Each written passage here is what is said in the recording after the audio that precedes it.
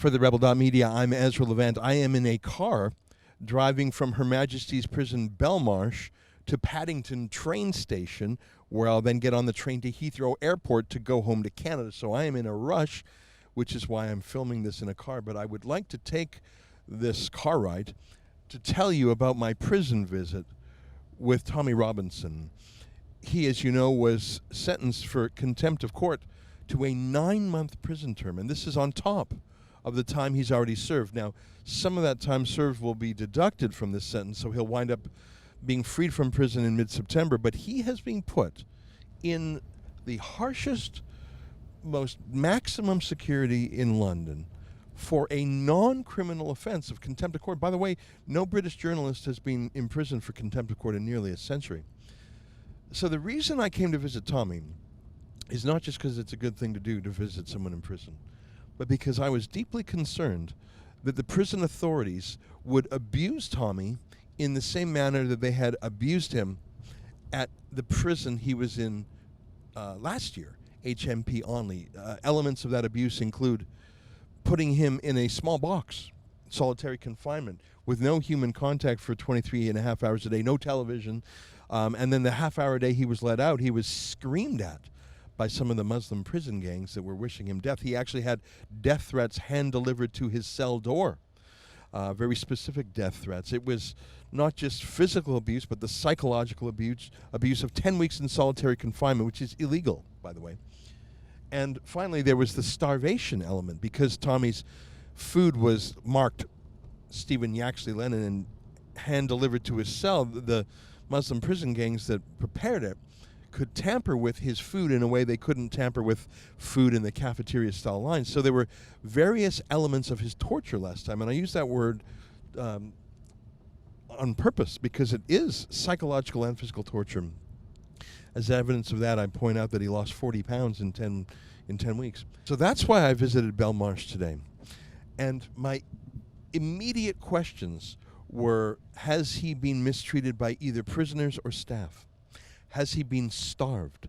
Has he had any threats? Has he been subjected to physical or mental duress of any sort? And let me give you the answers to those questions and other answers that I heard in my approximately 1-hour meeting with Tommy today. First of all, Tommy is in a complete isolation unit. It's a form of solitary confinement in that he literally has not seen a single other prisoner in his time at Belmarsh. He just hasn't seen any. And we were led into a distinct part of the prison where there simply was no one else. There were so many prison staff who were working on Tommy's file. Tommy tells me that even to unlock his door, to take him from his cell to the exercise bike, from the exercise bike to the weight room, from the weight room to the shower room, 2 guards are assigned to every one of those steps. It's a bizarre handling unit. I don't know how many prison staff are focused on Tommy, but it's enormous. It's not like HMP Onley where they just threw him in a hole and said, haha, see you in 10 weeks. It's sort of the opposite. I mean, he is in solitary in that he has no other contact with prisoners, but he does have contact with prison staff. And he tells me that the governor of the prison, the warden as we call it in North America, actually visits him every day, even just for a moment, just to say, how's it going? I thought that was very interesting. Not only is the warden making himself available to Tommy, but he's inspecting to make sure things are well done. I found that very interesting and relieving. Tommy says he's not worried about his food. He says it's prepared in the hospital unit or the hospital wing he's in, and that it's not run by prison gangs. Remember, this is basically a prison within a prison. I mentioned that Tommy is isolated, has no other contact with prisoners whatsoever. In particular, response to a front page story in the Daily Star that was picked up by dozens of other mainstream media outlets in the United Kingdom that claimed that Tommy was in the prison showers with other prisoners, and he was assaulted by a 70-year-old pensioner who dropped Tommy with one punch. Now, if you've ever seen Tommy, you know that it's unlikely that someone would jump him in prison if it was just one guy and 70 years old and knock him down with one punch. But who knows? It's possible. But of course, that was a lie. Tommy has not been in communal showers. He has not even seen any other prisoner. Other details in that story were laughably false, that Tommy came in strutting and was mocked by prisoners of every race. I say again, no other prisoners in Belmarsh have seen Tommy, and Tommy has seen no other prisoners. For the Daily Star to run that story on the front page, a complete fabrication, proves the essential point that Tommy and others have made, which is you just can't trust a word the mainstream media says. Now, one rumor that I heard that Tommy confirmed was true is that one of the 3 prisoners in this special handling unit is Julian Assange of WikiLeaks. And although Tommy has not physically seen him, Tommy can call up to him and Assange can call down. And they've had conversations that way. And Tommy says that Julian Assange is a good bloke who's supportive. And I didn't get too much into the detail of their conversations, but I found it very interesting. Again, Tommy has not physically seen him, but they've had this conversation. Assange is in the hospital, really, in this isolation unit, and Tommy is in what they laughably call a suite. I mean, it's still a cell, and he's in there by himself, but unlike HMP Only, it has a TV. Now, that might sound frivolous or trivial, but when you have no human contact, having a TV just for the sound of a human voice, just for some distraction, is essential to psychological well-being. On the subject of prison visits, Tommy is only allowed 3 visits a week. Now, it should be more. The prison, in fact, Tommy does have a legal right to a daily visit, but through general incompetence and mismanagement, the prison says they're short-staffed on several of the days a week. So he really only has 3 visits a week, and he's in fact only been visited once by his family. And I find that unacceptable, given that he is a civilian prisoner, a civil prisoner who's committed no crime. As to his food, I already mentioned that he does not believe that it's being tampered with, and he does have the ability to buy some food from the canteen. It's not a question of Tommy being short of funds. It's that there's a maximum amount that prisoners may spend. That also addresses the telephone issue. Tommy is only allowed a certain maximum number of minutes in the phone call, and obviously they're all listened to and screened. So he has to be very judicious with the amount of minutes he spends, because obviously he wants to talk to his family. Let's see, it was a 1-hour conversation, and I just observed that he seemed to be in proper health. He was wearing comfortable clothes of his own. He wasn't wearing prison stripes or an orange jumpsuit or whatever. He was wearing his own clothing from home. He had grown a bit of a beard in the 12 days he's been in prison, but his eyes are not sunken. He does not look emaciated. In fact, he says that he's getting fit. He rides a stationary bike for an hour in the morning, and he said that given the isolation nature, he had access to the gym the other day, and the entire gym was to himself. He said it was quite odd. I asked him how the staff were, and he told me quite bluntly that the staff were very good to him, and I found that a relief. I want to tell you one little wrinkle. When I arrived at the prison early, I mean, I was told to arrive 45 minutes early to check in, and I arrived even earlier than that, and I was being very compliant with all the rules because obviously I'd come a very long distance. And we were waiting in a common visitors holding area with other prisoners who were going to see the general population. And one of the prison guards surprised us by saying, "Surprise, you will not be in the same room as Tommy. You will be separated by a glass wall, and you can speak to each other by telephone through the glass wall." And I said, hang on. That is not right. That is not right. What is going on here? This is a change. Why is this happening? This is unacceptable. Why are you limiting his human interaction? Why can't I even shake the guy's hand? By the way, we're not allowed to take anything in. I had to take my watch off. I had to take my jacket off. I had to take my belt off. I had to empty everything, not even a scrap of paper. I wanted to bring in a piece of paper. I could bring nothing in, no cell phone, nothing at all. They searched us in a variety of ways for drugs, weapons, phones, everything. It was extremely high security. And at the last minute, this guard says, "Surprise, there will be a barrier between you and you have to speak to each other by phone." Now, I'm certain they listened to every word we said. There was literally a camera in the room anyways. I assumed they were recording us, the audio of our conversations. But when I heard that they were pulling that trick, I was a mix of terror and rage. Terror in that I thought how capricious the prison system is. Remember, this is the same prison system that moved him from HMP Hull, a safe prison, to HMP Only, a deadly prison. And I thought, here comes that capricious whim, and we don't even know he's making the decisions.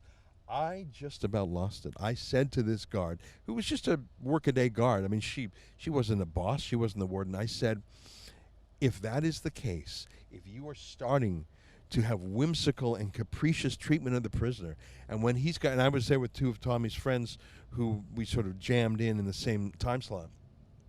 I said, if you are doing this to him, I swear to God, I will tell the world every indignity and every restriction you put. I was so upset. Even though it was just a regular security guard, I let her know that the prison that any mistreatment of Tommy, even a small thing, would be globally known within an hour of my release, my leaving the visit. She went and spoke to her superiors and came back and said, oh, no, I was wrong.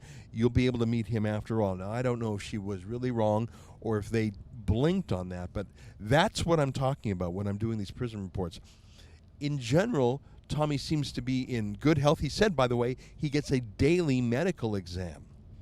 He says he gets, poked and prodded and blood tests and everything. Every day, I should tell you that in his 10 weeks in HMP Only, he had no health exam whatsoever. He also had a psychologist or a psychiatrist talk to him. So he is getting full physical and mental health.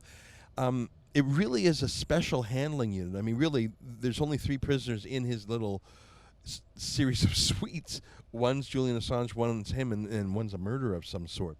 So he went from being literally thrown in a hole in Onley to being measured and observed and poked and prodded continuously. Now, I suppose this is the better of the two.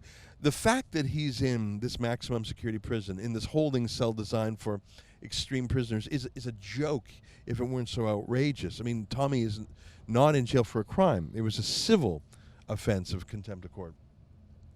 But I have to say that my fears were somewhat allayed. He's 12 days into his sentence. He has not been starved.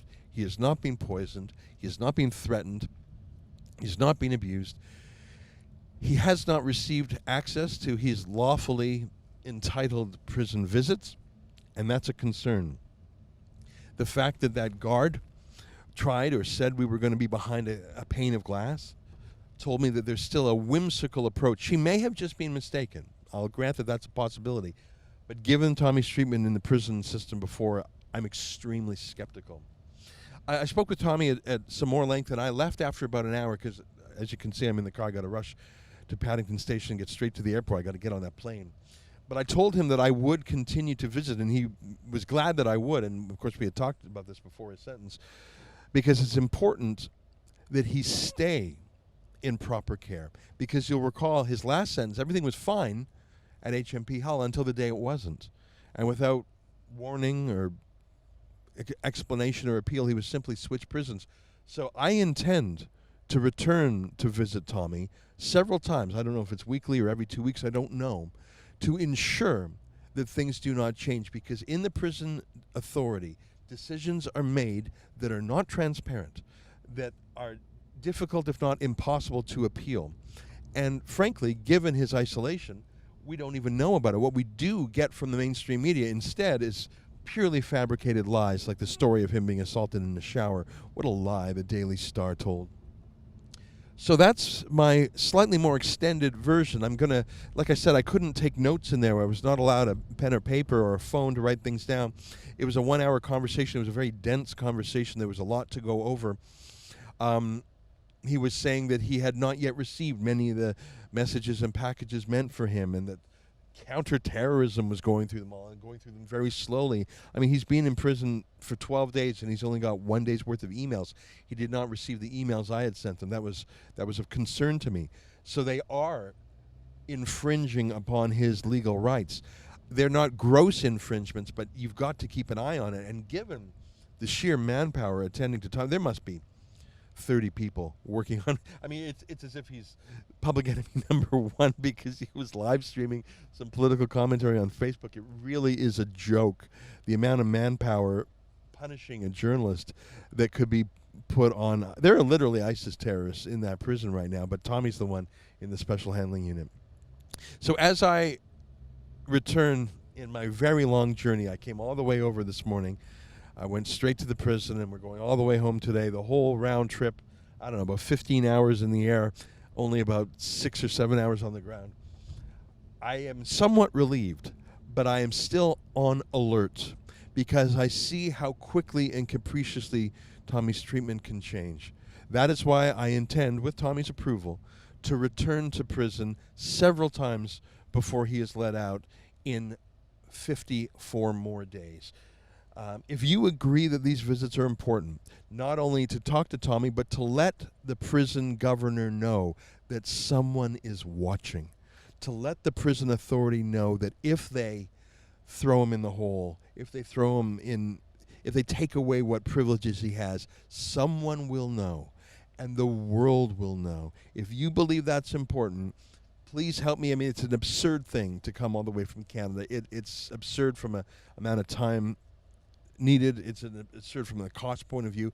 But if you think that this is the only way to ensure Tommy's safety, which I do, there's simply no one else I trust to ask the right questions, to look Tommy in the eye and see what the answers are. I just had to see for myself, and I can say he's okay for now. If you want me to come back and do more of these crazy 24-hour round trips, I'll do them. But I do need help to cover the cost of the flight and the train fare and the cab fare. Hopefully I'll be able to do it at less expense next time, but it still will be thousands of dollars all in. If you can help, please go to prisonreports.com, and I'll keep doing these prison reports, both in these long-form videos, in short-form tweets, and I'm going to keep an eye on this lad till he gets out. Thanks very much, and I'll probably have some more videos later on today and tomorrow, but for now I'm just on my way to the airport. Thanks. I'm on a whistle-stop trip, planes, trains, and automobiles from Canada to Belmarsh Prison in London and back in less than 24 hours. My purpose, to report on the treatment of Tommy Robinson in Belmarsh Prison. If you want to see all my reports on the subject and chip in to help this crazy flight journey I'm on, please go to prisonreports.com.